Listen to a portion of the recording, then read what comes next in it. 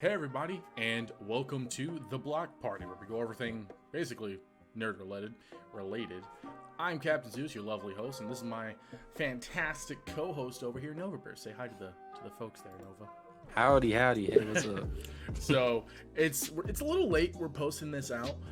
We both have a video up on our individual channels about this, but we are going to go over the Mortal Kombat movie. On my channel, I had my own review. It's kind of short and sweet, nothing too in-depth. On Nova's, it was a spoiler-free review, so there is spoilers in this one. If you want to see that, go check out his. If you want to see the short and sweet stuff, go ahead and check out mine. The links for those will be in the description below. Now, we kind of have some mixed feelings about this movie. There's a lot of pros, a lot of cons, but we'll kind of just go throughout the movie and just talk about how we feel about it. And then like and subscribe if you like this video or any of ours. Don't forget to comment below what do you guys think of the movie as well. But to start off for the movie, I gotta say I liked the first 7 minutes. I did like the whole, even though they posted it earlier before the movie release, I didn't watch it, not until the movie came out. I liked the Hanzo Hasashi deal. I liked everything they did with that. You could obviously tell the rivalry between Sub-Zero and Scorpion was right there. But then him having a daughter survive was what threw me off, because I was like, no one's supposed to survive this whatsoever. The action scenes in it was beautiful, amazingly choreographed. CG wise, it was the only time you see it was when Scorpion slams down one of the Lin Kuei soldiers, but that was it. That's the only obvious CG moment. Everything else was great. I loved it, except for that last part. Yeah, it was pretty clean. The fighting was very good, and that even seeing Hanzo Sashi's wife and child frozen from Sub-Zero in the ice was pretty intense. I was like, intense. Damn, that's pretty cool. And even the fight itself, Hanzo versus Sub-Zero, I really enjoyed. Very clean, no problems in that part so far. Let's see. I know they have the child being hidden away to build up coal coming into play. Yeah. But it is kind of like, okay, interesting. Honestly, I kind of forgot about the child until the very end of that fight. That's how good the fighting was. Oh, yeah. You know what I mean? Overshadowed the whole rest of the story. You know what I mean? But other than that, beginning part, before we go into present time, it was very entertaining. Oh, yes. And then we go into the present time with Cole. I did like the character, as this was built up. I liked how he was an MMA fighter. Him having a wife and daughter. Everything there was fine. Being introduced to Jax, that was all cool. Until we see, in the trailer, it always bothered me. But when you see the Mortal Kombat, marking, tattoo, whatever, and then saying, it's a birthmark, that's the dumbest thing ever. Are you serious right now? Dragon birthmark, yeah. Yeah, I just have a birthmark. The dragon inside of the circle just roaring at people, because that makes sense. But I don't know. It could have been I get that's being the initial thought, but someone with common sense must have thought that's not a birthmark, because it's not. I don't have no idea. Yeah. Also, I see this is when explaining would be really useful. Really useful. One, I don't know how. I'm guessing they're in somewhere in Asia. In the beginning of the movie, like Hanzo and Sub-Zero and all that stuff. Somewhere in Asia, young baby Cole. How did Cole get to what's it called? I'm imagining Raiden, right? Raiden got him over there. So Raiden took the daughter to his temple, which I believe is also in Asia. I think. It's in a desert. That could be anywhere. There's no specific pinpoint. The only mention of an actual location is Hollywood at the very end. But we'll go into that later. Yeah. But yeah, there was no specific location, so Raiden's temple could have been in America, for all we know. And just good old America. Good old United States of Texas. But yeah, it didn't really bring up who was taking care of Cole, and how he grew up to become even MMA fighting or fighting in general. You know what I mean? They kind of just skipped over that and were just like, yeah, Cole was born to be a fighter, and we already see him in the octagon fighting. And I was like, I mean, I was kind of cool with him just already being an established MMA fighter. The whole Hanzo Hasashi deal. We'll go into that later, but that was just what threw me off. But yeah, I just would have liked a little explanation in that, but that's fine. That's fine. We want to get straight into it. Oh yeah, straight into the movie. And we do right after that scene, where Jax is introduced to him. They're at the shop getting some, I think, ice cream. They're getting food. Something, yeah. And then Sub-Zero's coming in. Now we do see Sub-Zero. Like before that scene happens, Sub-Zero is talking to Shang Tsung, and what really threw me off was I didn't know if Shang Tsung was the ruler of Outworld or if his throne was in Outworld. Either way, he has an island. His island's in Earthrealm though. That's the thing. Yeah, I thought he would be on his island instead of Outworld, but I was like, he should have just been on his island, because Shang Tsung, yes, is a mastermind of what he does, but he's never like, I'm ruling everything. It's more of like, I'm doing this for Shao Kahn, and I will eventually get everything I want. It's just I'm patient about it. He's a very patient villain. He wasn't patient in this one. He was not patient in this one. And then I get Sub-Zero being like, I'm no longer Bihan, I am Sub-Zero. I mean, yeah, but no. I mean, you are both. You don't have to discard yourself like that. It really didn't make much sense. And then we all know Quan Chi's the one that killed Scorpion's family and disguised himself as Sub-Zero. Yeah. But he knew that he was the one that actually killed it, so that kind of cut off that Quan Chi relation. Get out of here, Quan Chi. I know, right? I'm like, one of the best characters in the series that's the mastermind behind almost everything is like just cut out. Also, we get to learn about that in MKX, right? Yeah. X. That's when in the game, that's why Hanzo, aka Scorpion, wants to kill Quan Chi and stuff like that. And actually is successful, beheads him and stuff like that. Freaking dope. But yeah. Yes. And then I was like, that location, I'm like, even then, unless he's like the surrogate ruler of Outworld, because Shao Kahn's out doing his own thing, conquering other realms, that's fine. I get that. But then Sub-Zero comes in, he's wrecking havoc, which is awesome. He takes Jax's arms, which, by the way, that whole intro, I did 6-2 like that was total MKX deal, MKX MK11 vibe. Yeah. I love that. I love those little tidbits that they put in there, like the intros, outros, fatalities, that kind of stuff.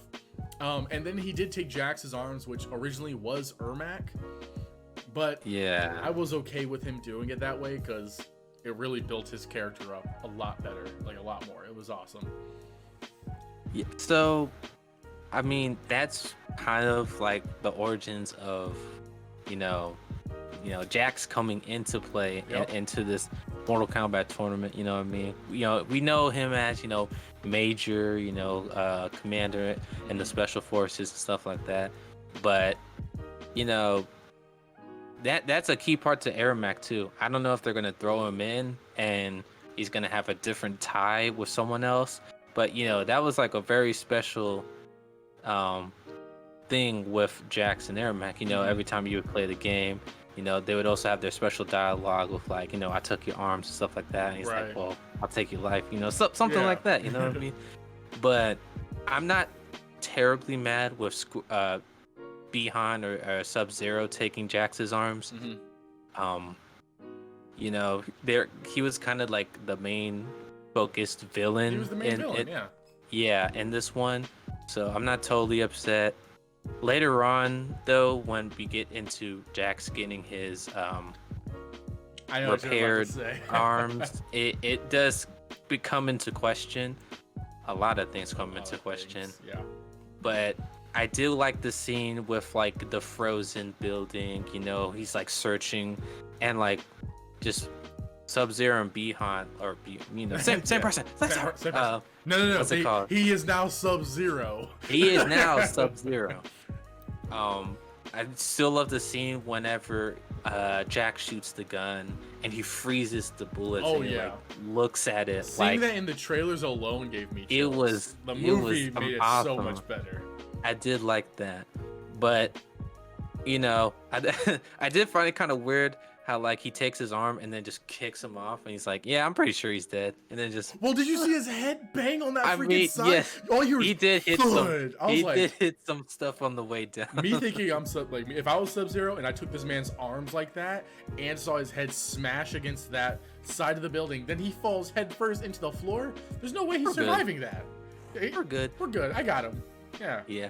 Apparently, he got very lucky that it was frozen off because the freezing like cauterized his wounds, the wounds. So lucky Jacks on that part. Unless it was all planned. Anyways, then Cole ditches his family and he's like, okay, well, I'm gonna go find Sonya now. You guys stay out here in the middle of nowhere. Which I'm like, why would you make a pit stop to that house? I didn't know where they were. I didn't know where they were either. There's no specific location names in anything at all. When he meets Sonya, first of all, it was kind of cringe. He's like, oh, it looks like this is the place. Backs in, not being conspicuous whatsoever, and then just jumps over the fence, via parkour. And then Sonya's like, oh, I was watching you do this the whole time. Now I'm gonna kick your ass. And then he's just like, whoa, what's going on here? And I'm like, really? Was that necessary? Like, I get it's Mortal Kombat, but she could have just easily just pulled a gun on him. Like, she didn't have to do the whole, freaking hurricanrana on this man. Yeah. And then he's like, when they enter in her little trailer house park, one thing that always gets me, they both enter in. She's like coming in down the hall, and she's like, close the door. I'm like, what? You just want him to? He's just gonna leave it open? Of course he's gonna close the freaking door. I think anyone with common sense is gonna close the door. I just feel like it's one of those useless dialogue moments. Like, close the door. Just like, let me enter in this strange place, leaving the door open. No, hey, can you close the door? That'd be great. Oh, okay, yeah, sure. And then we know they're Sonya and Jax are special forces. Yeah. Their hideout is not special forces. No signs of them being special forces except for like the Mortal Kombat research on the walls. But even then, a lot of it was just kind of like seemed lazily put up there. Like you had some of the Easter eggs, like there's Nightwolf, Kotal Khan, I think was up there, and then the Mortal Kombat just blood written. I'm like, as cool as that is, kind of cringe. Like this looks like you're ex-military doing ex-military shit. Didn't give me special forces vibes. Nope. Damn, like throughout the game, man, if you ever see Jax or you ever see Sonya, they are with soldiers. You know what I mean? Every time. All the time. They got guns with them on, you know what I mean? And nope, we just, we in a little trailer park, you know what I mean, doing some investigating. We doing some Alabama bullshit. Yeah, and I'm like, I'm not getting special forces from you, dog. Nope. I'm really not. You know what I mean? We're introduced to one of the best characters in the movie, in my opinion, Kano. That guy cracks me up every time, every effing time. I swear, he was one of the most well-written characters in that movie. Period. The end. That's it. Gotcha. That's the end of the movie. That's the end of the movie. No, but one thing that wasn't clear was when she was mentioning these people with the marking. Yeah. It's like, well, first of all, it's not really clear how they get it. No one really knows how they get it.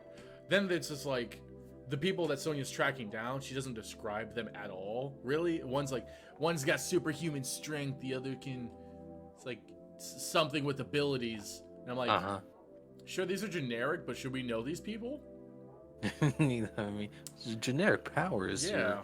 Describing. Like she lists like 3 or 4 people, and then it's like one of those Kano killed, and I'm just like, these are a lot of like nameless people that you're naming. I feel like they should have some kind of names or like ties to the past.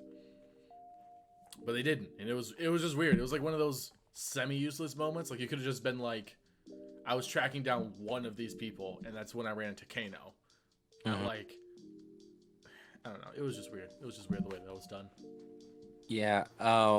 The marking too is, I didn't like the concept really that much.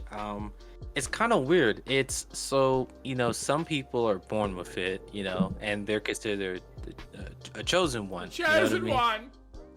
But apparently, someone can kill the chosen one, and now they're a chosen one. So it's like, but you weren't a chosen one in the beginning, but now you're a chosen one since you killed the chosen one. So I was like, very confused. I'm like, they're just passing these markings like it's nothing. Like a disease. Yeah, you know what I mean? You got the marking. Congratulations. He's got the marking touch. And it's like, when you get the marking, it's like, oh, now you get powers too. And it's like, I don't get it. But it's weird. I don't know how these, like, so people can be born into the world with these markings, be a chosen one, but an average Joe, black market mercenary can just be like, oi, I want to kill you, kills him, and now he's a chosen one. Yeah. I was like, but what else didn't make sense was, if, like you were saying, if you're a chosen one and it's just like on you one day, how is this guy born with it? And if he was born with it and there was a bunch of tournaments, how is he not like murdered in his sleep while being the chosen one? Dude, I would imagine, people would be hunted down for their markings. Like, in this tournament alone, because this really wasn't a tournament, in this tournament alone, Shang Tsung was like, go kill everyone with a marking. Which also, basically, how do they track these people with markings? And then second of all, how, like, if the markings give you powers, which doesn't make sense, then why is it that Sonya got, I don't know, Sonya didn't have any training on getting her powers, but yet she just got it like this? But yeah, she was able to use her please say the word, I always mess it up, the Arcana. Is it Arcana? Arcana. Yeah. We will get into Arcana later, but I don't. Yeah, she. As you can tell, we're frustrated on this. No training whatsoever, but then uses her Arcana, which is the little her gauntlets is what's supposed to have been. Pink purple gauntlet blast to almost instantly to save Cole. I was like, we will get into that later in more in depth, as you can tell. Wow. But they go to find Raiden afterwards. Oh wait, no. Reptile. Yes, Reptile needs it. Yep. Which question mark? It's not really Reptile. It seemed to be one of his species, because when I watched it with subtitles on, it just said creature. It didn't say reptile. Yeah, so, I think know it was if just one of. Go ahead. I was gonna say, I didn't know if they just wanted to throw in just like, hey, Reptile's in the movie, and then just have him die, or like you're saying, just one of his species. I think it was just one of his species, because he just says go get A, and I forgot what the species name was. He's like, go have it go, hunt him down or whatever.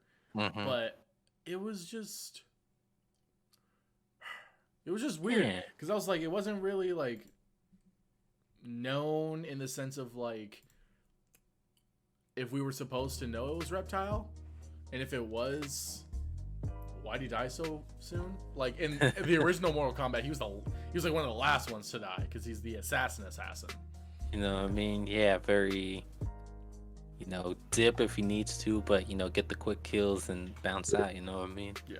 But I don't know. Also I was gonna say, if he had the mark and Sonya killed him, she could have had the mark. Easy going. That's easy peasy. Yeah, so technically, he probably isn't Reptile because he doesn't have a mark, and Reptile does play a part in MK. Yeah, if that's the route they're going with. You know what I mean? But then, like, that would be weird too. What would be his power if we already saw him spitting acid and camouflage? You know what I mean? Being able to speak. I don't. You know what I mean? Like being able to speak.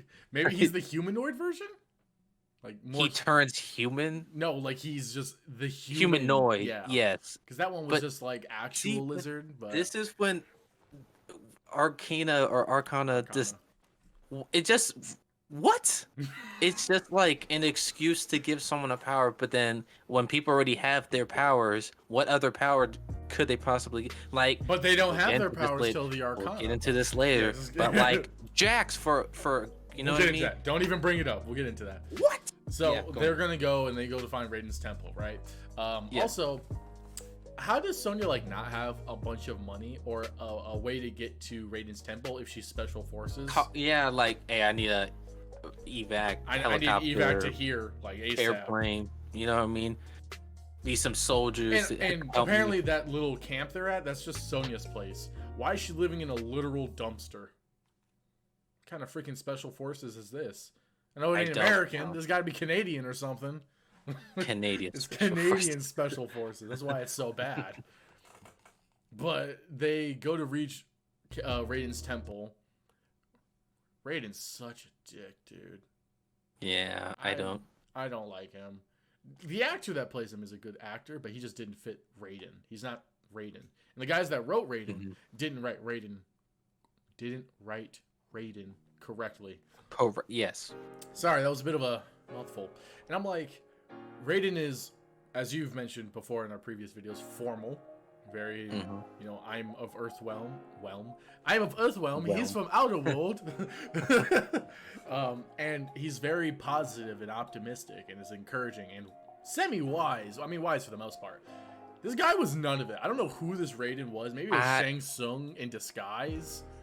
Or Quan Chi. Yeah, I don't know. But it was definitely not Raiden. Yes, he was very sassy, and I don't know what was going. Yes, like we were both saying, he has courtesy for like all people he runs up on. You know what I mean? And he was not having any of that. He's like, these are what I have to work with. These are Earthrealm's champions. Get them out of here. You know what I mean? This is who I have to work with? Really? Yeah, I didn't care for it. And he didn't even say anything about the Elder Gods either. It wasn't right. I don't, you know what I mean? But whenever, and then I also talked about it too. Raiden doesn't even like. He only shows up a couple of times too, and of course, like Liu Kang and Raiden are very important pieces. They're like father-son figure. Mortal Kombat, and I mean, we at least get Liu Kang and Kung Lao. They're basically they're brothers. They're really close to it. Yeah. But Raiden is like he'll roast people and then dip. Roast people, then dip again. He'll come in to use his powers a little bit, and then dip, and then, you know what I mean? And then at the end, he's like, "Thank you for doing exactly what my plan was the whole time." And I'm like, "There wasn't a plan, you liar!" Yeah.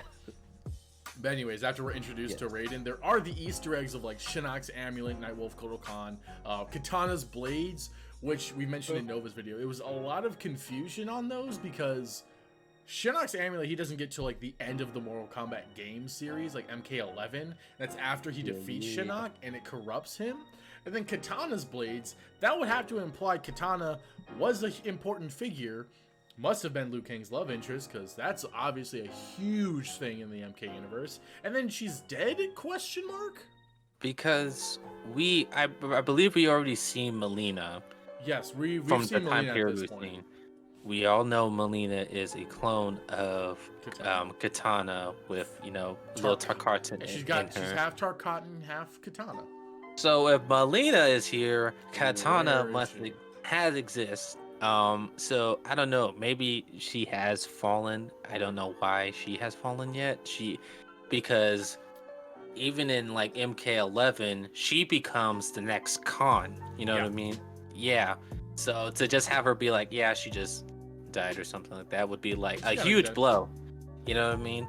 Or maybe she just lost her fan. I don't know. It's just one fan she lost, and Raiden's like, I'm gonna kind of just hold on to this. I'll hold on to this. Like tries to like pawn it off or something. Yeah, I don't know. Katana. Katana. Speaking God. of Melina, I don't like her in this movie. I don't like who plays her. I don't like how she's written. I don't like her even being in this movie whatsoever. They should have replaced her with Ermac Baraka. Honestly, Baraka would have been a way better side character. Yeah. Because easy segue to introduce Melina in the next movie, because where you can also introduce Katana. Tarkatans. Yeah. Because Tarkatans. And it doesn't even have to be Baraka that you have. It could be another Tarkatan. They all look and sound the same and have basically the same similar movesets.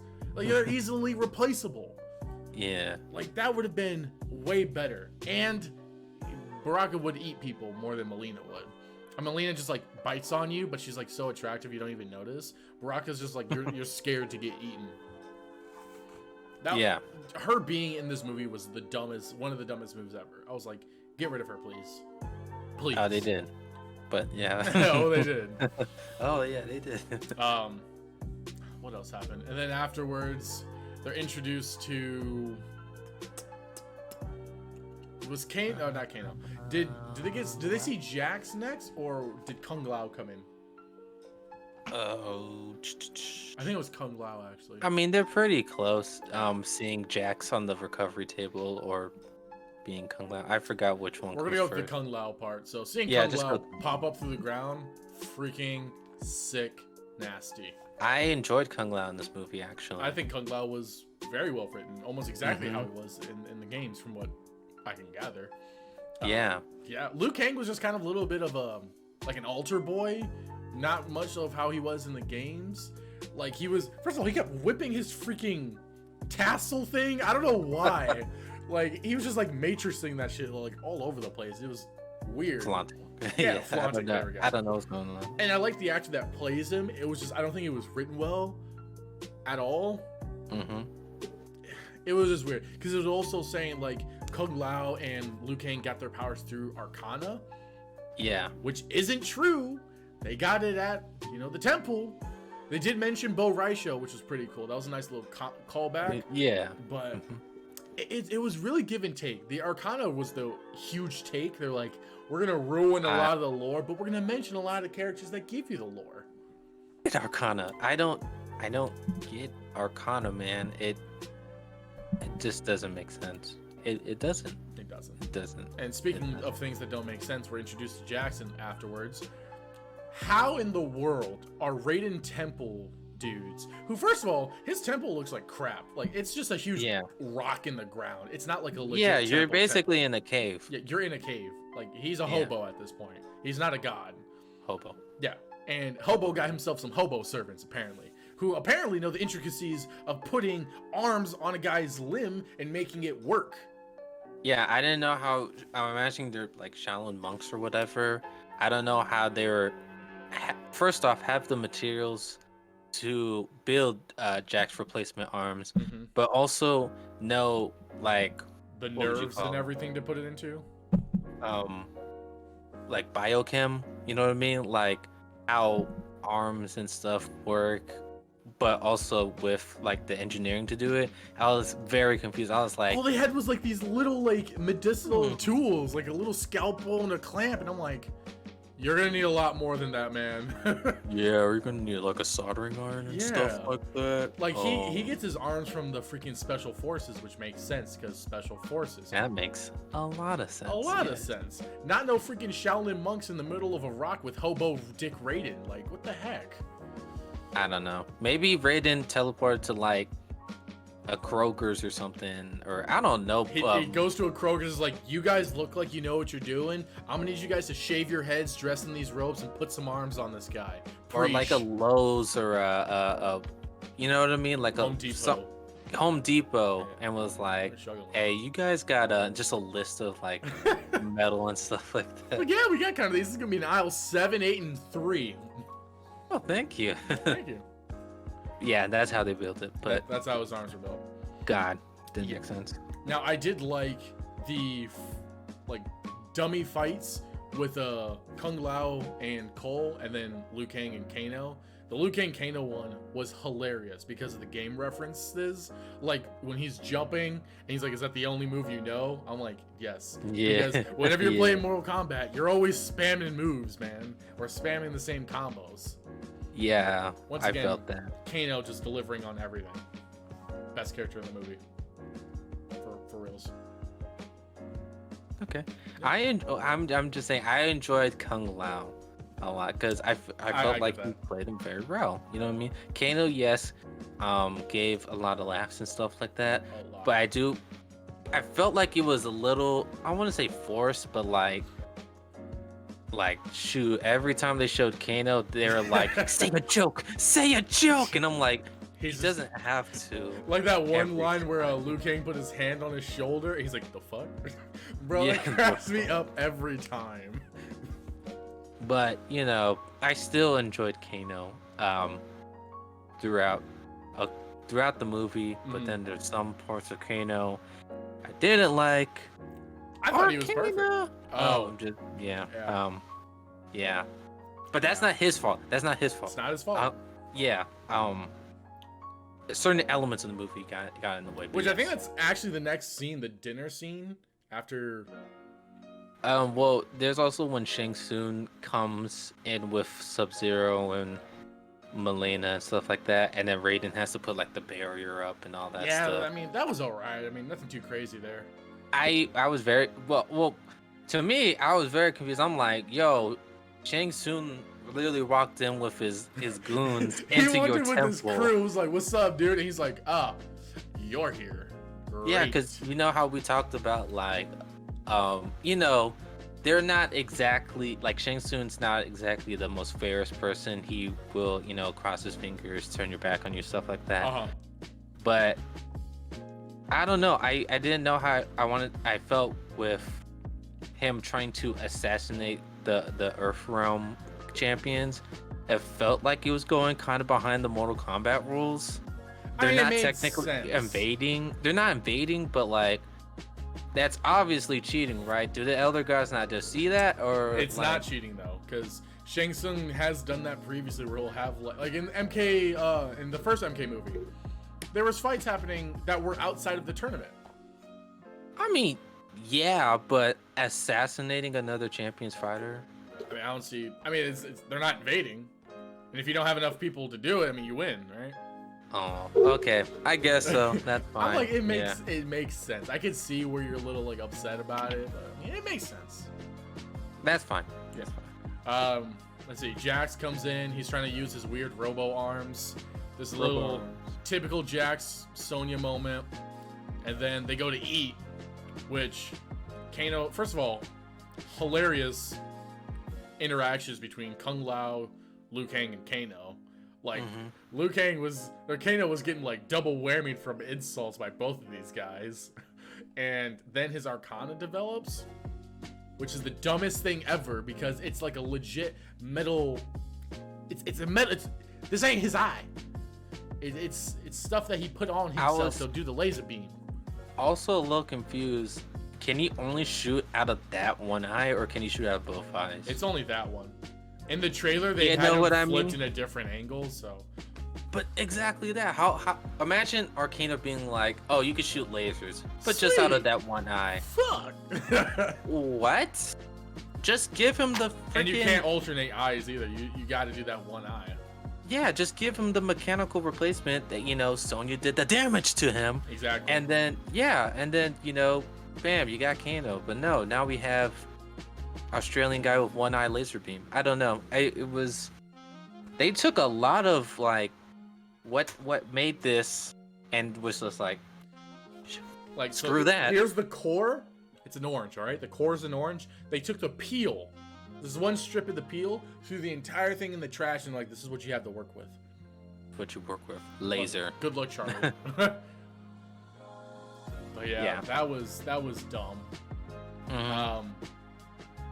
Getting introduced to Cabal was freaking awesome. I liked Cabal. I felt like he was another like Kano-ish figure in the sense of like comedic relief, but he was more of like, Yeah. I'm just an asshole. I did like the guy that played him though. It was pretty good. Yeah, that's basically Kumbal. You know, he has a little slab remarks. You know, he could be a little funny, just like Kano as well. But Yup. you know, he's very what would I say? Witty. I guess you can say witty. Like he's more likely to do the job than Kano. I feel like Kano's kind of He's more lazy. reliable. Yeah. Yeah, that's But- true. Yeah. And like then we get to Cole, who's basically about to dip, because Raiden's like, "You're literally useless to me. Go be with your friend." And then we come back into Raiden just like, Yeah. dude, if you can't learn your stuff, what about you go home? Yeah, I know, right? You little bitch. Game And I'm Raiden like, would have been like, "Hey, let's figure this out together. Come on, man. Let me help you." He's like, "Get the frick out of my freaking hobo tablet. Like, what is going on here?" yeah, like the Raiden would have been like, Cole Young, let us meditate to figure out what is going on Let us with your ask Arcana. the elder gods what to do. He's like, get the hell out of my hobo shack. I was like, what? He's like, you want to see something? Portal. Is that your family? Oh, wow. Get out and go to them. You know what I mean? I was, oh my God. Raiden, dude. Huge asshole. It didn't need to be there at all. Did not. And then that's where basically the huge meat and bones of things were happening. Meat and bones. Meat and bones. Now, I think he gave him the kunai of Scorpion. No, he gives it to him later. Never mind. Yeah, that's not a little later. So after this, let's see. Cabal talks to Kano, does kind of like a Cabal thing, and tries to make Kano switch sides, which works. It seemed a little weak, because Kano was like, at the end of like an argument, he didn't really try to like combat with anything. He's like, what do I gotta do? And I'm like, I feel like Kano would have argued a bit more on getting more of what he wanted.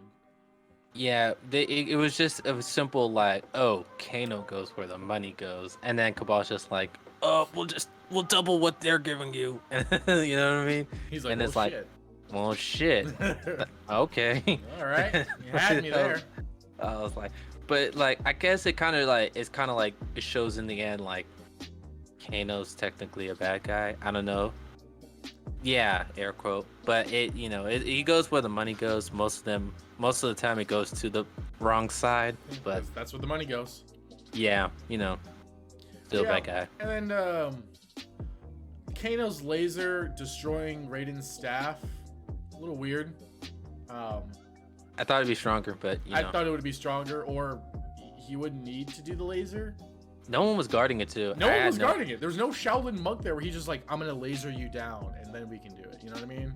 Yeah, it was like, okay, the one thing that is keeping this barrier up to stopping those outworld people coming to fuck over us is this staff. No one guard it. Guard it, Raiden. They're like, do not touch it. That sounds good to me. Like, I would have rather have seen Kano like fight a whole bunch of Shaolin monks, like all freaking. That would have been a great time. Like, got some freaking nunchucks or whatever. He's like, oh, I got this, and he's like, he'll laser some and just beat the crap out of him. That would bring in like the fact that Kung Lao or Liu Kang would be aware of the situation, which would bring them to fight Kano.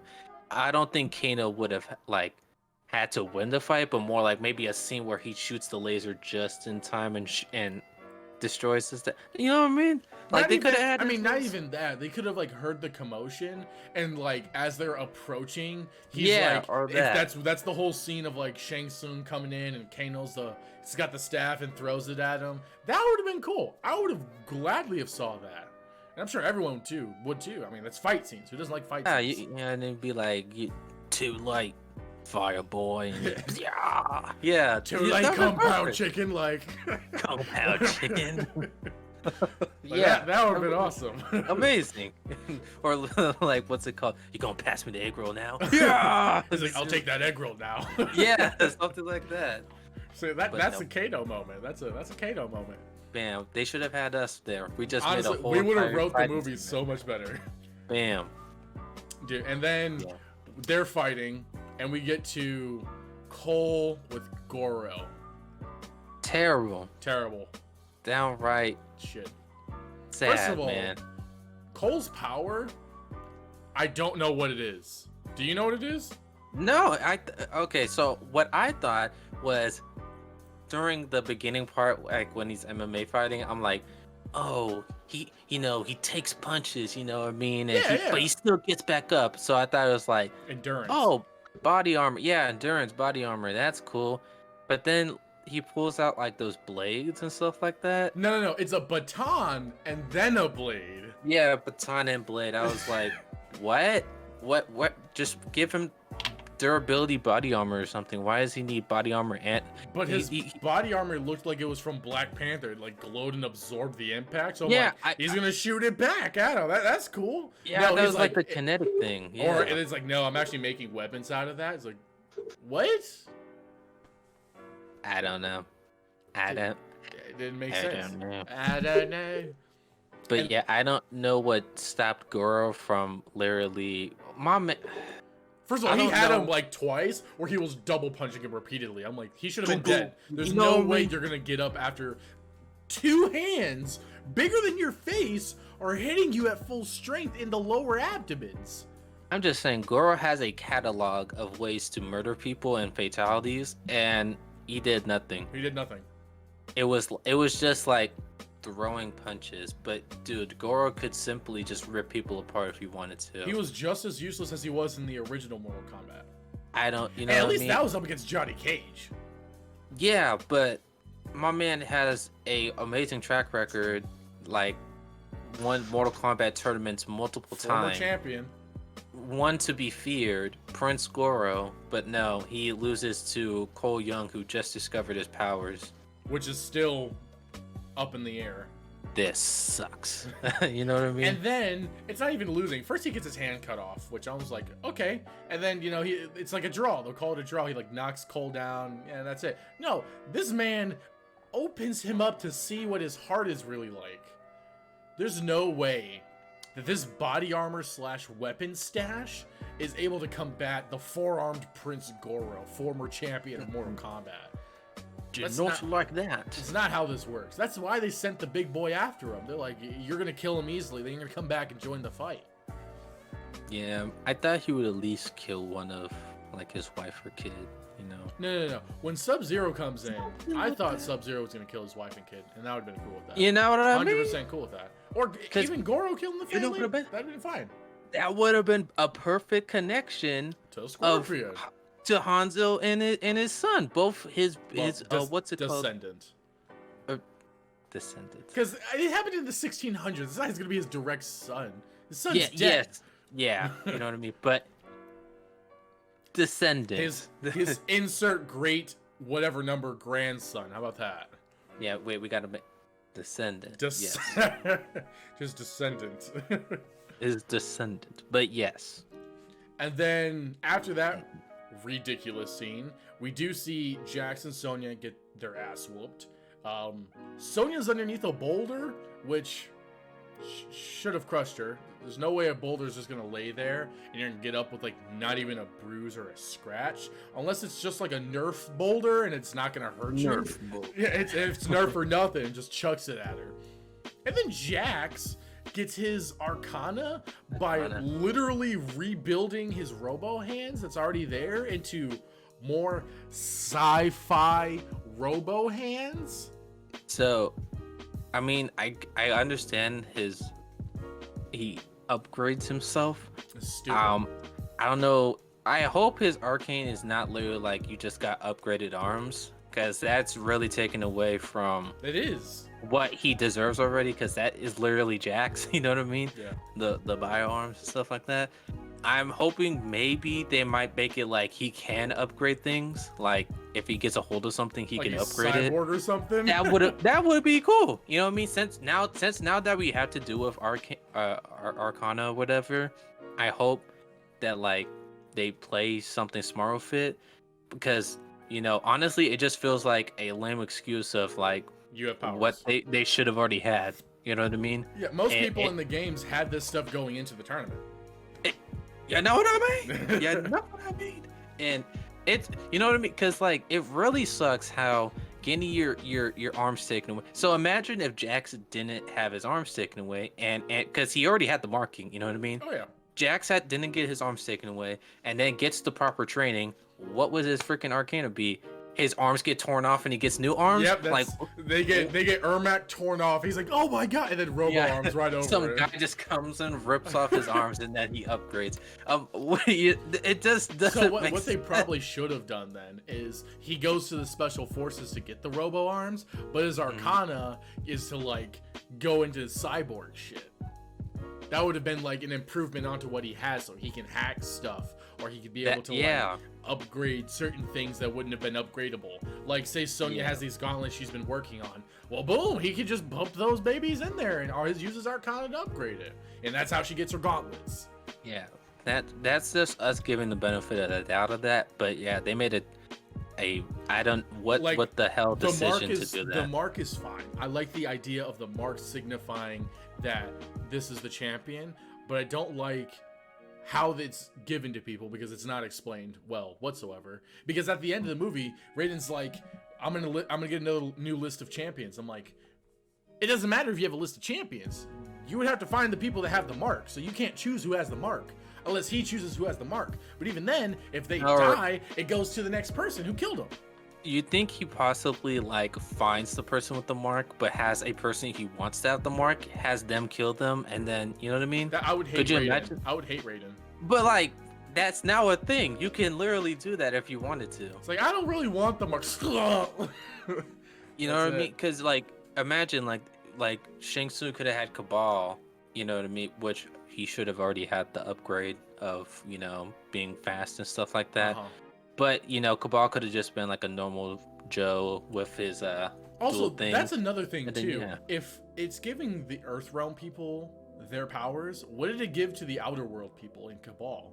Because as we know, Sub-Zero already had his powers. Melina, I'm assuming... It's her teleport, which I didn't like how it looked. Her teleport looked like Shang Tsung's, it was disgusting. It had to be a teleport. I didn't like how it looked. It was like a bubbly gas thing, and she just fell into it. I was like, what? What is that? No, it's supposed to be like zoom, zoom, zoom, zoom. Yeah, very sleek and, you know, zipping in and out. But no, once again, another reason why Melina shouldn't have been in here, and the person playing her shouldn't have been playing her, and the people writing her shouldn't have written her at all. Y'all failed. You know what I mean? Let's see. We also did have General Raiko and Natara. Yeah. Natara was confusing because she's typically a neutral character from what I know, but she was obviously not being neutral. Fatality fodder. That's what I literally thought when I saw the both of them, and which we did see when Kong bodied her, dude. I cannot get over his reaction.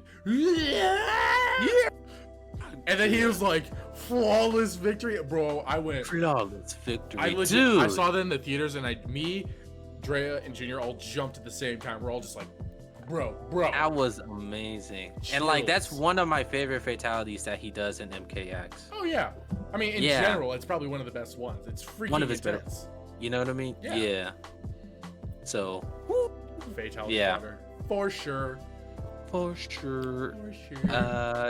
Raiko, you know, swinging his hammer, doing his thing. He's supposed to be like he's supposed to be someone to be wanting to replace Shao Kahn, but they made him like a mindless, like Titan dude. And I'm like, you know what I mean? Yeah. Like they really you could have used him better, or had Baraka in there or something. I don't know. Oh. Yeah. Like they put in some characters that are like, yeah, this is a callback to some of the original games that really shouldn't have been in there. You could have did this later on, where it was more prominent, where you could have more time to develop the story and the characters' connections. Just throw in like Baraka, just throw in Reptile, like legit Reptile. Throw in, I don't know, who else do we have?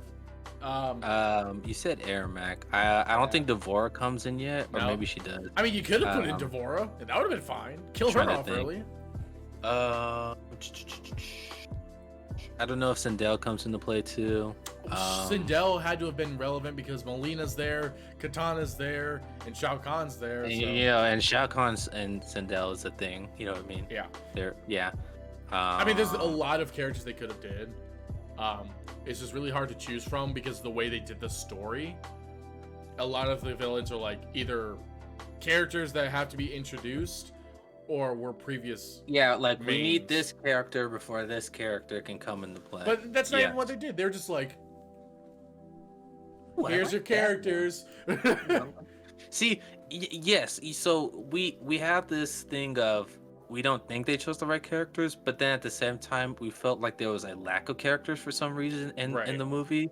It was a weird blend. It was just they didn't use them right. Like you had Natara, General Raiko, and Melina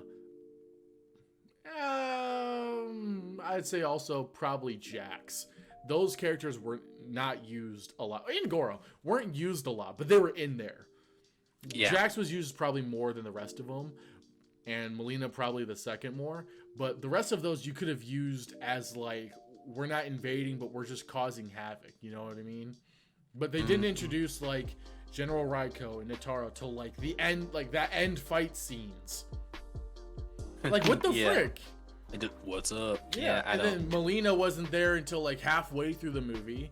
Goro didn't pop up until the end fight scenes, and Jax didn't do jack till like the end, except for the beginning where he got just bodied. But I just felt like they had the right amount of characters.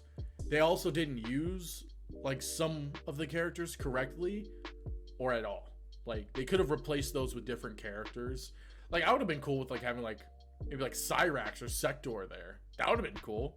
Yeah, which we do see in MK9. You know, they ride along with it's like what, Smoke, Cyrax, and Sector. Rain. Oh, I was like Rain's there too. You could have had Rain. Is another that character. would have been great. Yes, I Rain love is Rain. another character that comes in. Mm-hmm. But yeah, you know what I mean. Dude, there's so many characters they could have used, but they didn't. I mean, even if you go with like some of the older ones, you could have had like oh my gosh, I'm drawing a blank. He's the guy that becomes like he's trained by the former ruler of Outworld. Onaga, I think his name is. Which is the former Sounds ruler. familiar. Yeah, I cannot. Shilin?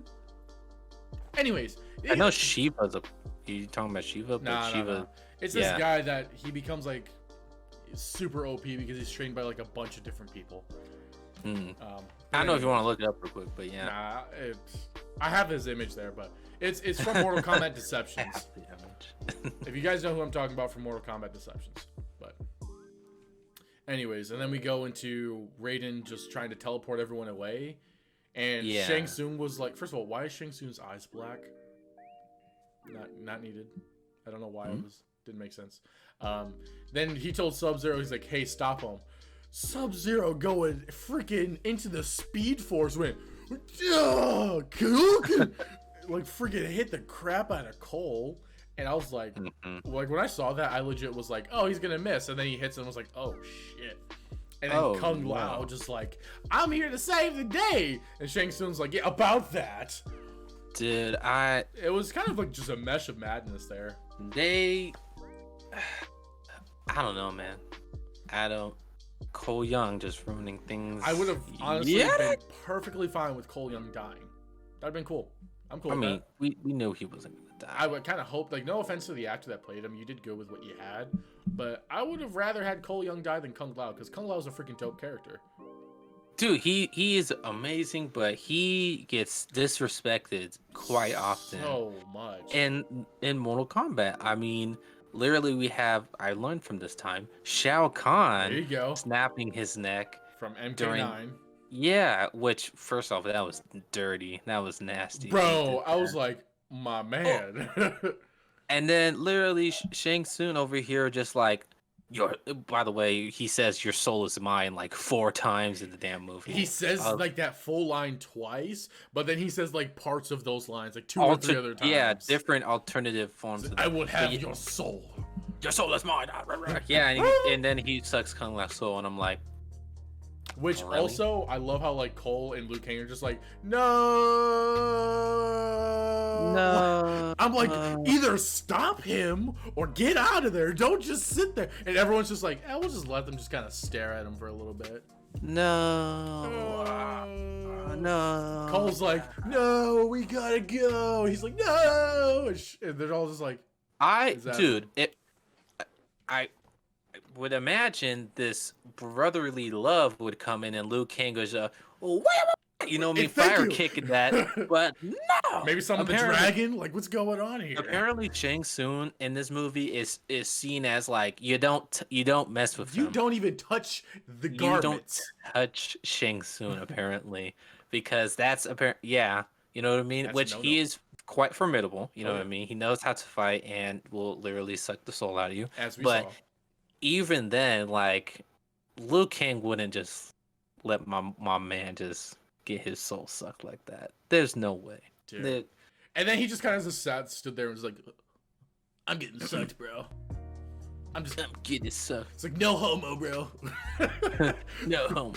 And then they just teleport to a place.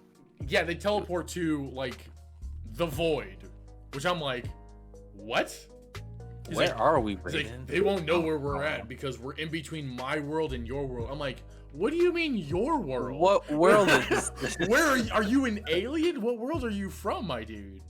And then that's where he gives Cole the kunai. And he's like, this is your ancestors. And he's just like, I'm sorry, I couldn't hear with that dick in your mouth. What did you say? What did you say? What did he say?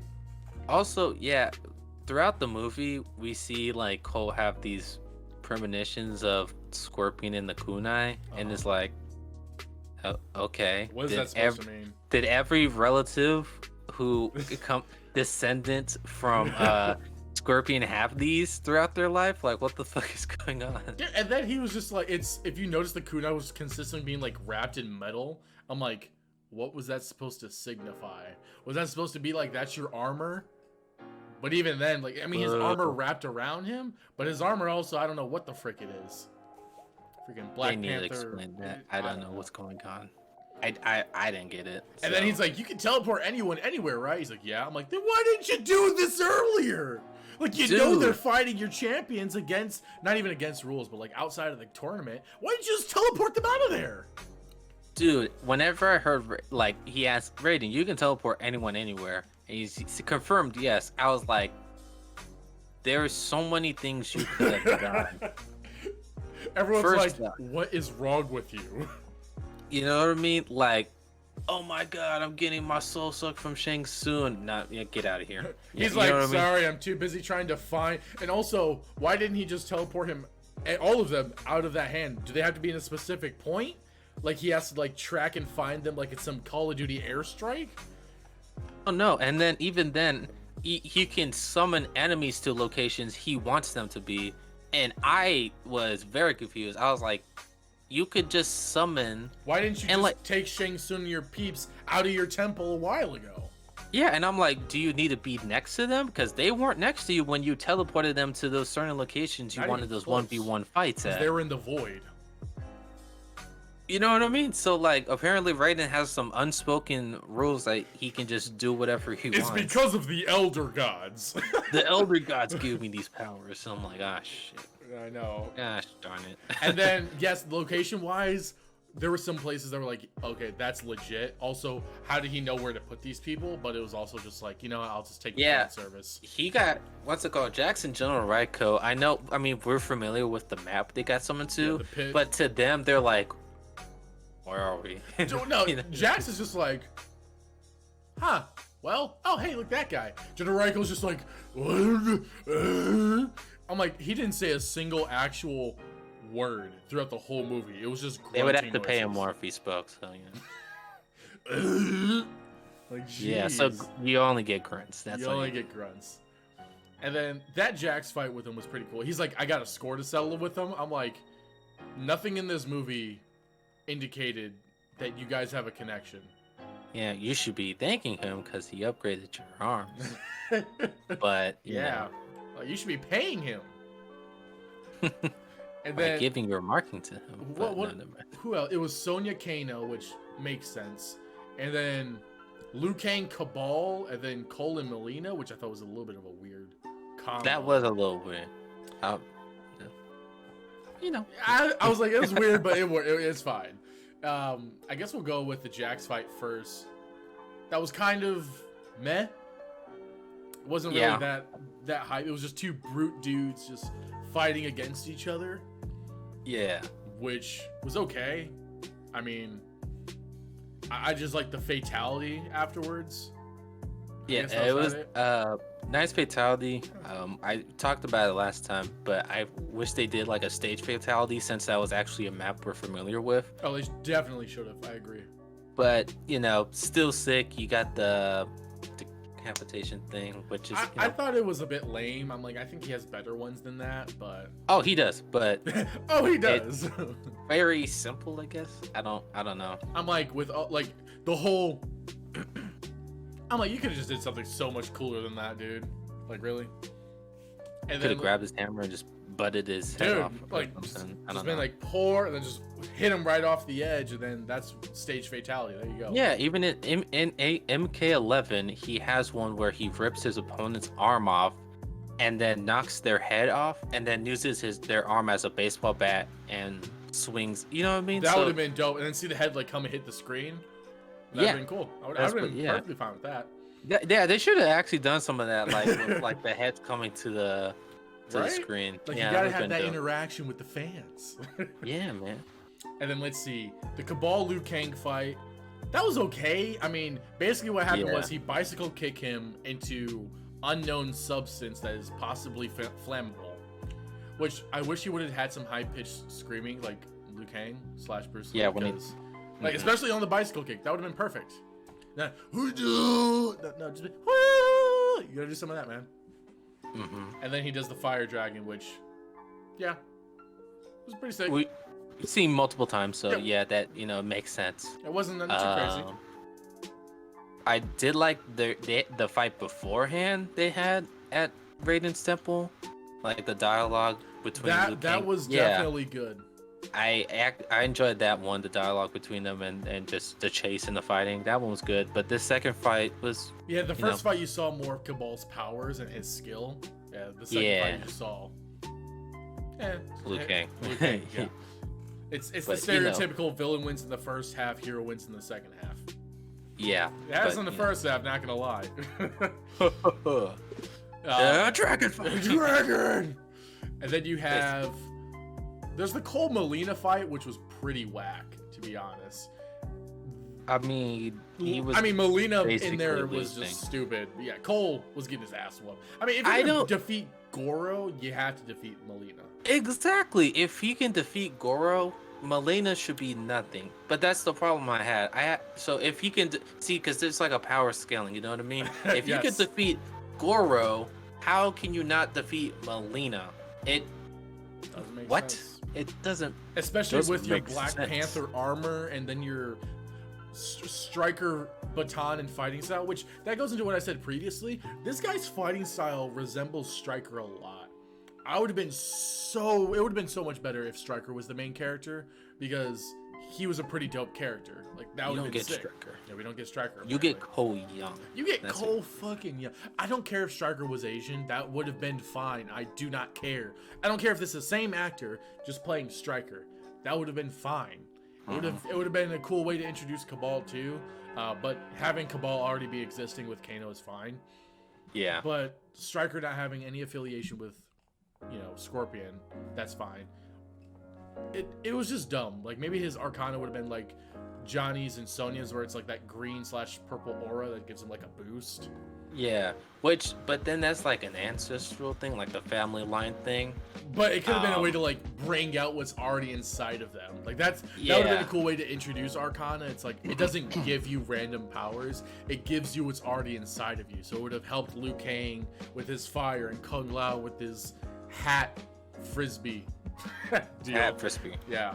Or wind. He's like wind, like wind, I think, yeah. But that would have been cool ways to introduce that, instead of it just being it gives you powers and mechanical arms and a laser eye. Oh my god, Arcana is so dumb. What the hell? Why? He's fighting Molina, who's honestly really bad at fighting. Apparently, like she's slow as heck, but she's supposed to be fast, which didn't make sense. And also her teleporter, like we were saying, it was like a gloop that she just falls into. Looks kind of weird, yeah. It does. And he's just like holding her for a second. He's like, a little help here. And that's when Sonya comes in, but we can go into the Sonya fight now. That's a good segue. Kano Sonya fight, I think it was okay. Nothing too crazy. Yeah, I mean, it's destiny between them. Yeah. They've always been fighting forever, so bound to happen. I like how she killed him with the gnome. That was pretty funny. Pretty funny, yeah. But yeah, they're crazy there. And then she comes in and she's like, I can already use my Arcana, which it's these gauntlet gloves that isn't actually gauntlet gloves. It's just these loops of purple ring I shoot lasers through. Yeah, I don't know how she learned that so easily. I know, right? Like everyone had to go through something to get it. Meanwhile, she's like, I'm like an anime character. I already know how to use this stuff. I'm an anime protagonist. I know what I'm doing. And then just came in and Fatality Melina, which I was like, that's cool. That's cool. How did you know how to use that? That's cool, but I have questions. I am questioning that. Yeah. But then I know it's a part of her kit, but yet again I ask, why is that her power? It shouldn't have been at all. I don't know, man. I don't know. Didn't make sense. I'll just give it to her. We'll just let her take the dub on that one. Just take it.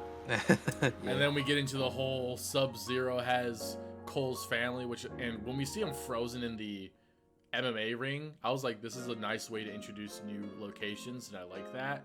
I don't know how he knew that specific location to go to, though. That was his place. But he also froze them in there. Those girls should be dead. There's no way. If not dead, body parts should have been like that's dead or not connected. I don't know what's called. That's hypothermia. Yeah. I was trying to figure out the word. Frostbite I don't too. know. Yeah. Like there's no way you should have survived unscathed, perfectly fine. First of all, Scorpion's family died, and their freezing was nowhere near to the scale of what his family was. Those girls should be dead, like freaking popsicle sticks. And then he's fighting, he's getting his ass whooped, which makes sense because he's a shitty character apparently. He gets lucky and fights Goro and wins because reasons, but he can't fight against Melina. Yeah, power scaling. Apparently Scorpion's on the higher power scale, which honestly I can agree with. I can see that, yeah. But even then he should have put up a better fight. But then Scorpion comes in, which I thought for a second Scorpion was going to transform into Cole, and if that was going to happen, I was probably going to walk out of the theater. But Scorpion comes in, and he's like, get over here, and I was like, yes, please. Get over. And I can say for a fact that entire fight scene between Scorpion and Sub-Zero was beautiful. I loved it. Yeah, both of them fighting, I was totally fine with. 100% fine with. Like with the ice wall and like throwing them into it. Dude, these moves were amazing. Cutting the blood and freezing the blood. Dude, it was. I would have wished he used a little bit more fire though, because more fire. As the Shirai Yuhi does fire, so that would have been cool. But then Cole comes in, and I'm like, I know, get the fuck out of here, Cole. And he's over here like, he's like, my powers aren't working, and I'm like, why? Why are they not working? You have the armor on. I don't know, why are your weapons not coming in? That doesn't make sense.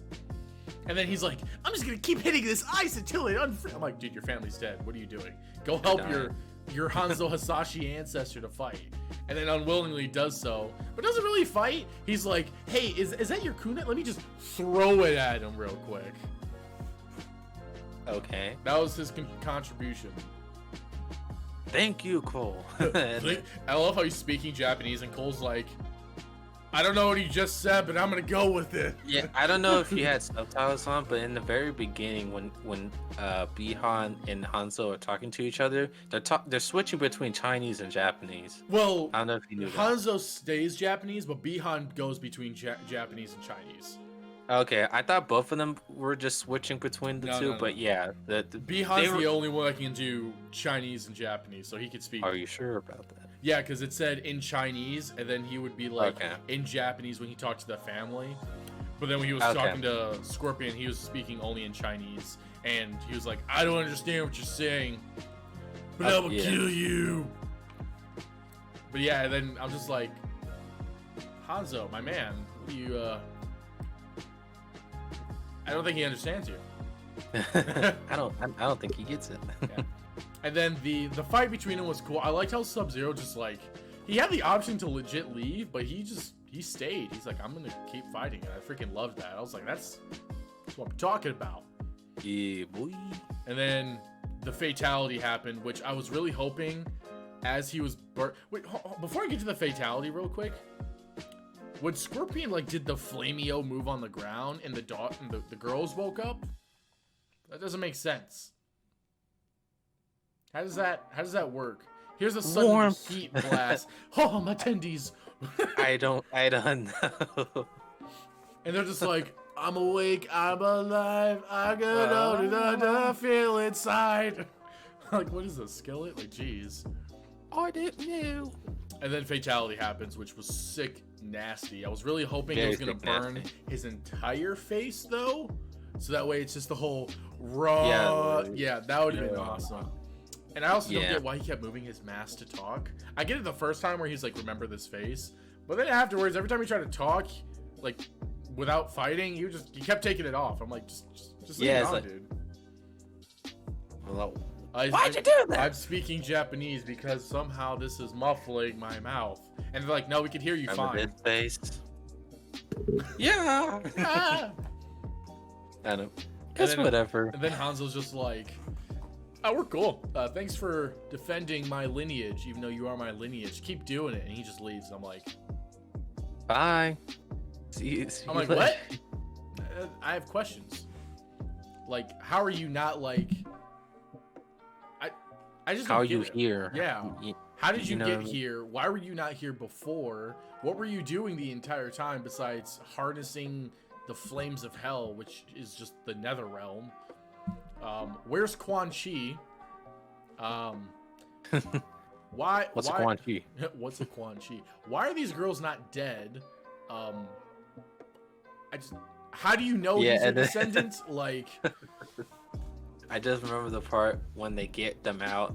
Liu Kang is like, "Stay near my fire, I will warn you," and he just has like a little. He's that little flame. I'm like, they're gonna die. That's like, not gonna. I know. He's like, let me go into this cold ass locker and get this huge towel and just cover you guys. And he's like, let me flameo you guys with my little flame. My little flame hand. Here you go.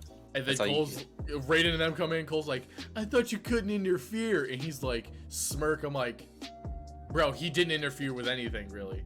He just teleported you guys out, just redirected stuff. Yeah.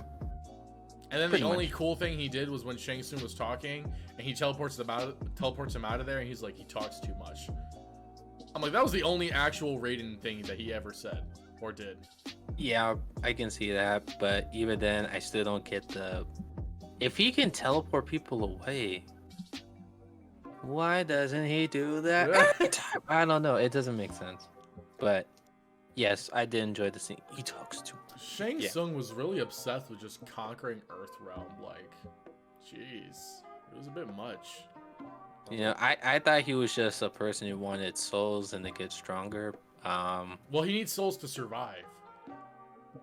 I mean, yes, but then he does the get more stronger, souls, yeah, just souls. I need souls. And then at the end, Cole's like, my days fighting for last minute $200 are over. I'm like, who the frick is taking a whole ass beating for $200?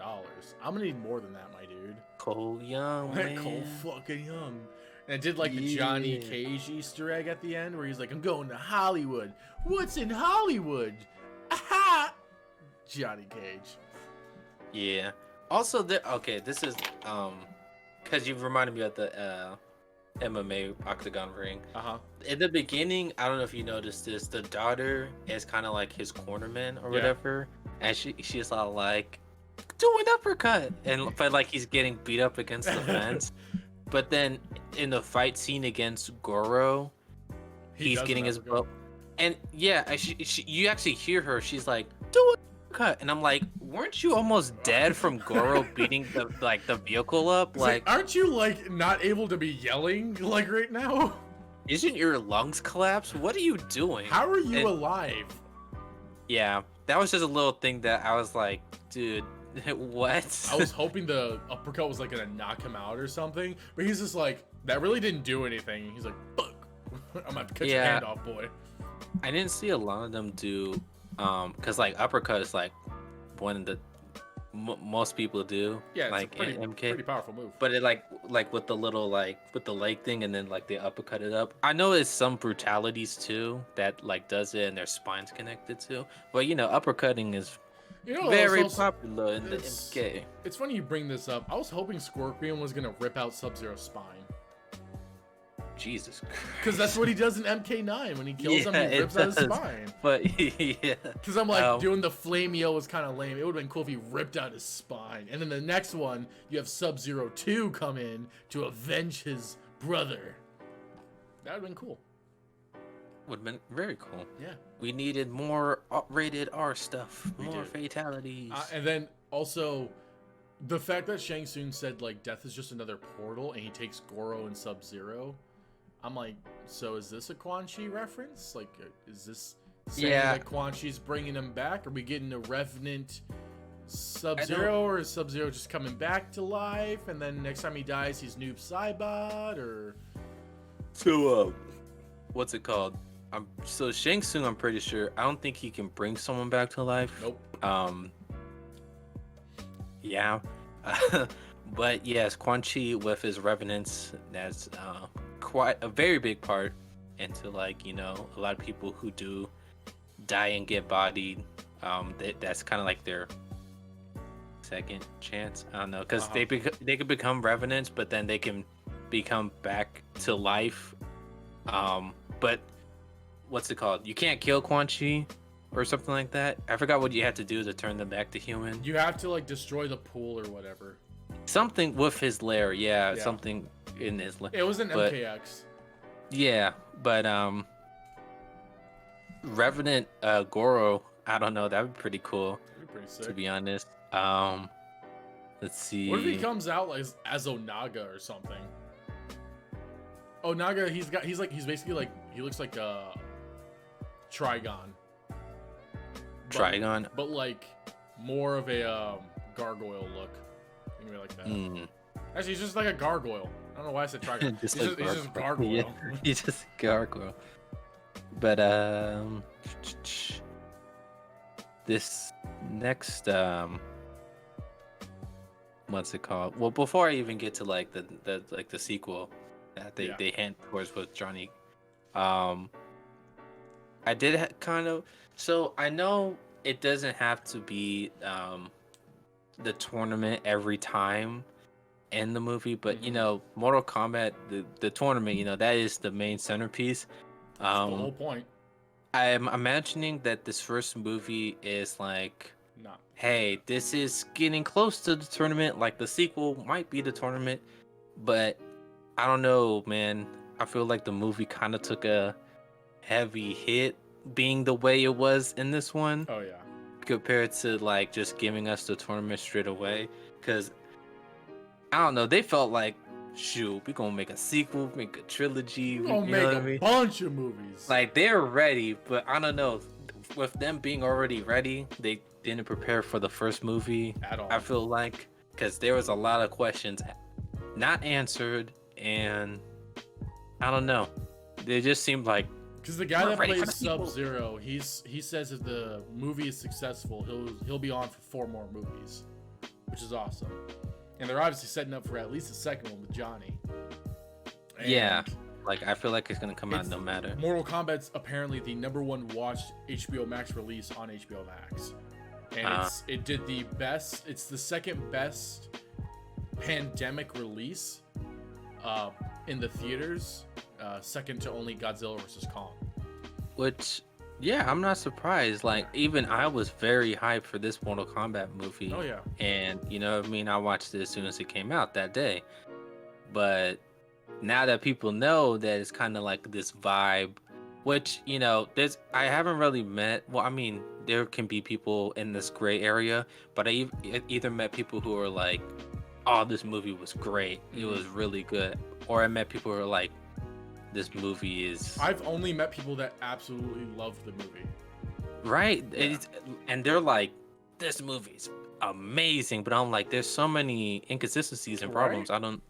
know I've met about people Amazing. between like regular, like okayish fans that know some of the Mortal Kombat lore, and then people that don't know a damn thing about it, and all of them say they love it. And I'm just like, but there's, like you were saying, there's so many things that are just kind of like, this doesn't make sense. Yeah. So I'm not shooting down the sequel. I mean, it's not even out yet, but It's not even out. I hope they take some of the stuff in. You know what I mean? More explanations, please. Make things make sense. Better fatalities. I mean, we had some sick fatalities, but I'm imagining there's more to come. There's so many more that they could use. Like, I don't want to see those. I don't want to see another Jax fatality where he's like, "Gah." Like, I don't need to see that. There's so I want to see fatalities, but of course you can't be fatalitying every time. You know, you're gonna run out of characters eventually. You could do fatalities against just normal people. When in a fatality situation, how about that? Yeah, but you know, I don't need like 2 Mortal Kombat fighters and one of them has to die. Which, I mean, I know Mortal Kombat's very dangerous, but like, I don't need you to be running through these characters like nothing. Because guess what? Outworld already lost how many fighters in just this one movie, and I'm like, Jesus. And then Earthrealm already lost Kung Lao, and I'm like, you know what I mean? Dude, they lost all of their fighters. Let's see. So it was Nitara, Goro, Cabal, Melina, General Raisho, right? Raiko, thank you. Sub-Zero. I think that's it, right? They only had the 6. You said Nitara? Yeah, I said Nitara. Oh, okay. And then then Earthrealm lost Kung Lao. That's a one in March, but like, even then, I mean, there's the Lin Kuei still around, so they could always bring in the Cyber Lin Kuei, so you could have Cyrax, Sector, Sub-Zero 2, or Cyber Sub-Zero. You can bring in Smoke, Rain. Like, the Cyber Lin Kuei initiative is just in yet, because, you know, I don't know if they want to show human Cyrax and Sector just yet. Well, maybe they could do it like as they could have the human ones in there, and like they're part of Earthrealm. You know what I mean? Yeah. But they're working for what's it called? And then there's Sub-Zero 2, which is he's probably gonna work for Outworld because he's looking for his brother's killer. Yeah. And then like Mortal Kombat 3 is all about like the Cyber Lin Kuei shit. Yeah, I don't expect Cyber Lin Kuei to be like in second just yet, because, you know, I don't think you can just skip the fact that like Cyrax and Sector were people beforehand. You know what I mean? So yeah, but there's so many questions, but there was a lot of good things about it though. Yes, there were good elements within this movie. The fighting scenes and stuff, fatalities, I thought were very clean. Some characters I give quite the kudos to. Kano, Kung Lao, I enjoyed Cabal. Oh yeah. You see, I mean, I didn't hate everyone else. Besides, like, I don't hate Raiden. I just hate how they portrayed Raiden. Yeah. You know what I mean? It just didn't make sense. It did not. It wasn't Raiden. It wasn't. You know, yeah. I mean, you know my opinion too. I mean, Melina, I disliked with a passion. Raiden, I was not a huge fan of. The Arcana really didn't make much sense. No. At all. Cole Young, not really much of a fan of.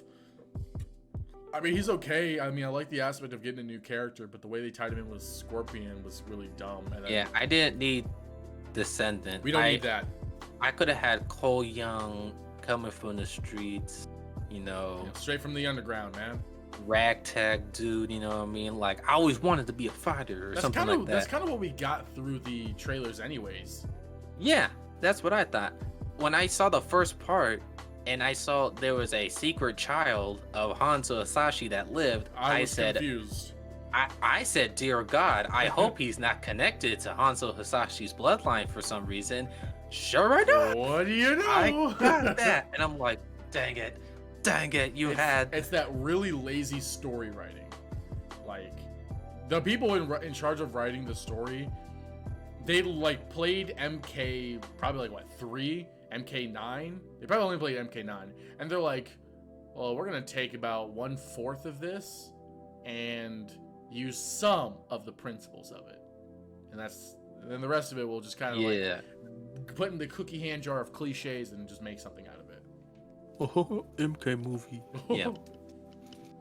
Yeah, I hope MK2 is gonna be a lot better if it gets to that point. I was really hyped for this movie, and I was kind of let down by it, to be honest. There was a lot of hype moments in it. Like, don't get me wrong, fatalities, action-wise, it was beautiful. Story-wise, was not. Really, very confusing. Really confusing. And then Kano was probably my best character in that movie. Kano and Sub-Zero, top 2 for sure. Mm-hmm. Yeah. Yeah. I'm giving it like a solid 7. Give it a solid 7. Yeah. Gave it 6. Now that I think about it, maybe a 6.5 actually. Confused. Yeah, 6.5.